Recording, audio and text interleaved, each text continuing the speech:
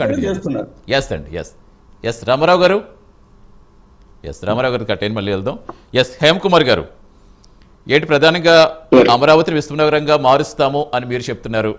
అయితే ఇక్కడ రైతులకి అప్పుడు చూసిన వాళ్ళంతా కూడా మీకు త్యాగదండలా కనిపించారు. ఇప్పుడు సమస్యలతోటి రైతులు చాలా ఎందుకు ఇచ్చామని ఇబ్బంది పడుతున్నారన్నట్టుగా వాళ్ళు చెప్తున్నారు. సార్, మీకు సతీష్ గారు ముందుగా మీకు అదేవిధంగా ప్యానెల్లో ఉన్న పెద్దలకు టీవీ ప్రైమ్ నైన్ వీక్షకులకు కూడా గుడ్ ఈవినింగ్ అండి. నమస్తే, చెప్పండి. ఒకటి చెప్పాలంటే విషయం అంటే మనం గతంలో కూడా చూసామండి. జగన్మోహన్ రెడ్డి గారు అసెంబ్లీలో ఇందాక నేను చెప్పడానికి ఏం లేదు, మొత్తం ఆంజనేయ రెడ్డి గారు చెప్పేశారు. మొత్తము మా దాకా మిగిలేదాకా ఏం లేదు.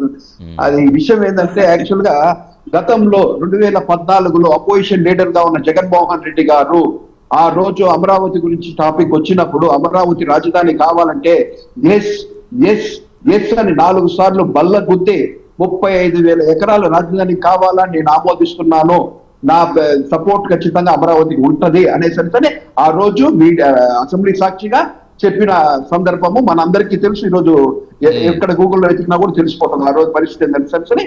అదే విధంగా ఎప్పుడైతే మాట తప్పను మడమ తిప్పను అని చెప్పిన జగన్మోహన్ రెడ్డి గారు 2019 వాళ్ళ ప్రభుత్వం ఏదైతే వచ్చిందో ప్రజల్లో ఒక్క ఛాన్స్ అంటే వైసీపీ మాటలు నమ్మి యువకుడు కదా రాష్ట్రాన్ని ఎక్కడికో తీసుకెళ్లిపోతాడేమో, అమరావతి మహా ప్రాజెక్టులు వచ్చేసి ఈ రాష్ట్రం ఎక్కడికో వెళ్ళిపోతుందేమో అన్న ఆలోచనతో ప్రజల్లో కూడా మోసపూరితంగా ఒక వ్యక్తి చెప్పిన మాటలు నమ్మి ఆ రోజు ఓట్లేసి అతన్ని సీఎం చేస్తే ఈ రాష్ట్ర ప్రజలకి మొండి చేయి చూపించి మళ్ళీ ఇక జీవితంలో ఇతన్ని ఎన్నుకోకూడదన్న పరిస్థితి ఇచ్చారు.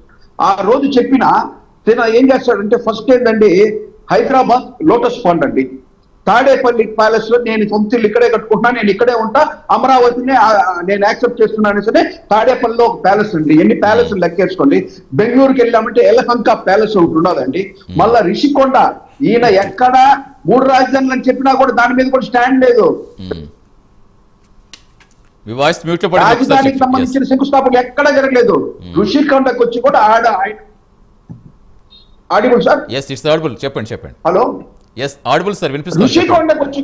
ఋషికొండకు వచ్చి కూడా ఆయన ప్రభుత్వానికి సంబంధించో రాష్ట్రానికి సంబంధించో ఎక్కడ శంకుస్థాపన శిలాపథకాలు ఎక్కడ చెప్పినా ఫస్ట్ ఆయన ప్యాలెస్ కట్టుకున్నాడు. ప్రభుత్వ సొమ్ముతో దాదాపు 500 కోట్లు వెచ్చించి కట్టారు. ఇందాక అన్నారు, ఎవరు అన్నారు మరి అన్నారు నాకు తెలీదు కరెక్ట్ గా, తాత్కాలిక మీరే అన్నారు సతీష్ గారు, తాత్కాలిక రాజధాని కోసం 700 కోట్లు గత 10 ఏళ్లుగా అసెంబ్లీ ఎక్కడ నడుపుతున్నామండి, తాత్కాలిక దాంట్లోనే కదా నడుపుతున్నాము. హైకోర్టు ఎక్కడ నడుపుతున్నామండి, తాత్కాలిక దాంట్లోనే నడుపుకుంటున్నాము. మనం ఎస్టాబ్లిష్ చేసుకొని మన దీన్ని డెవలప్ చేసుకోవడానికి అక్కడ పెట్టి ఖచ్చితంగా చేయాలి సార్. ఒకే ఒక చిన్న విషయము, రోడ్డు వైండింగ్ జరుగుతుంటే ఆ రోడ్లో పోయే వాహనాలకి ఇబ్బంది కలుగుతుందా కలగదా? అలాంటప్పుడు రాజధాని కట్టేటప్పుడు చిన్న ఇబ్బందులు ఉంటది. నేను గతంలో 2019లో వీళ్ళు వచ్చిన తర్వాత కూడా నేను ఒకసారి విజయవాడకు వచ్చి అమరావతి విజిట్ చేస్తామని చూస్తే వీళ్ళ ప్రభుత్వంలో పెద్ద ముళ్ళ చెట్లు అడవి ప్రాంతాన్ని తలపిస్తున్న అదే రోడ్ల పైన ఆ అమరావతి రైతులు ఏదైతే ఉన్నారో, ఈ ప్రభుత్వం ఏదైతే వచ్చిందో వైసీపీ ప్రభుత్వం మాకు మోసం చేసింది, గత ప్రభుత్వం మాకు డెవలప్మెంట్ చేస్తాం అమరావతి నడిచిన 35,000 ఎకరాలు మేము రైతుల భూములు ఇస్తే దాన్ని ఈ జగన్మోహన్ రెడ్డి గారు దాన్ని క్యాన్సిల్ చేసి 3 రాజధానులు చెప్పి రైతులు అటుపక్క న్యాయస్థానం నుంచి దేవస్థానంకు ఎన్నో ఉద్యమాలు చేపిస్తే ఆ ఉద్యమాల్లో కనీసం బ్రిటిష్ ప్రభుత్వంలో కూడా ఆ రోజు ప్రజల మీద తిరగబడిన దానికంటే కూడా దారుణంగా ఈ ప్రజలు మన రాష్ట్రంలో వాళ్ళ హక్కుల కోసం, వాళ్ళ భూముల కోసం, వాళ్ళు ఇచ్చిన భూముల కోసం పోరాటం సాగిస్తే అది కూడా సాగనీయకుండా కక్షపూరిత స్వాతంత్రం చేసి ఆ రోజు కూడా ఇబ్బంది పెట్టిన పరిస్థితి.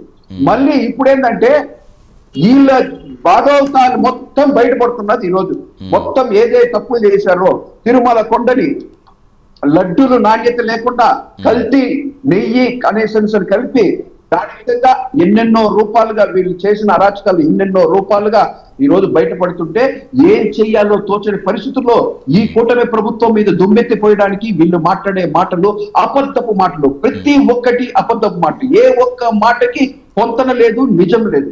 ఈ రోజు అంటే ఇక్కడ హేమకుమార్ గారు ఒక్క నిమిషం హేమకుమార్ గారు, ఇప్పుడు మనం చూడాల్సింది ఏంటంటే, ఇప్పుడు సరే కూటమి సర్కార్ వచ్చింది, రైతులకి న్యాయం జరుగుతుంది, రైతులంతా కూడా హ్యాపీ ఫీల్ అయిన బట్టి వాస్తవం.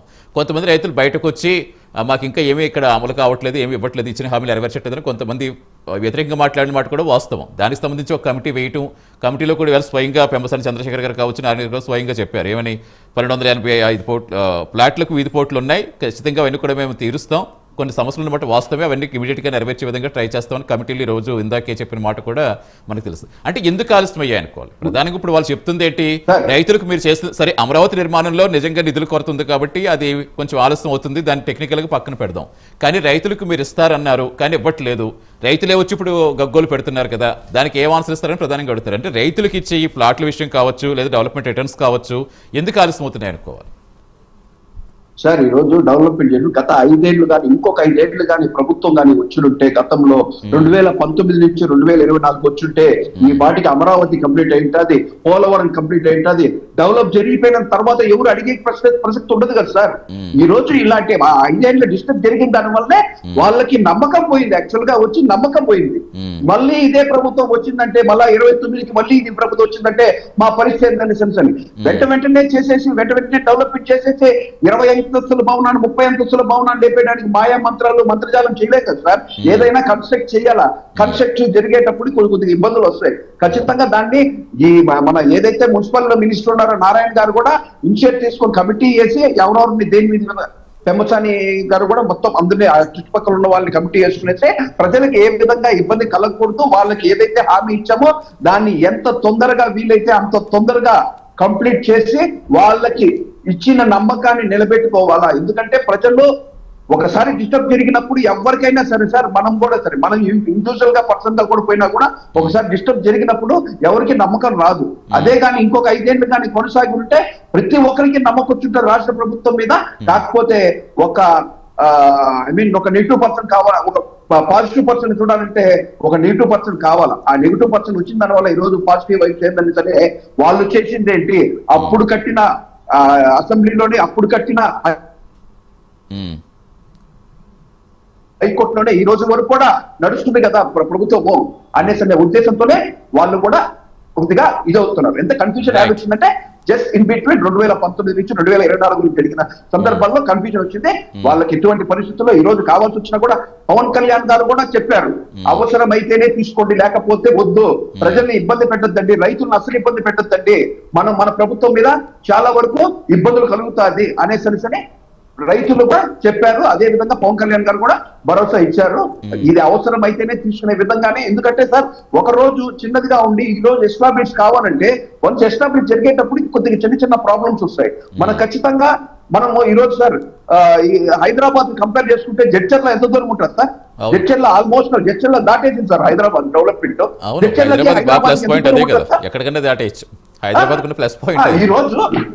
ఈ రోజు హైదరాబాద్ ని మనం ఇంత గొప్పగా మన రాష్ట్రం, ఈ రాష్ట్రమే కాదు సార్, సౌత్ ఇండియాలో మనం చెప్పుకుంటాం ఒక హైదరాబాద్ అంటే చెప్పుకుంటారంటే ఎందుకంటే ఆ విధంగా డెవలప్ జరిగింది.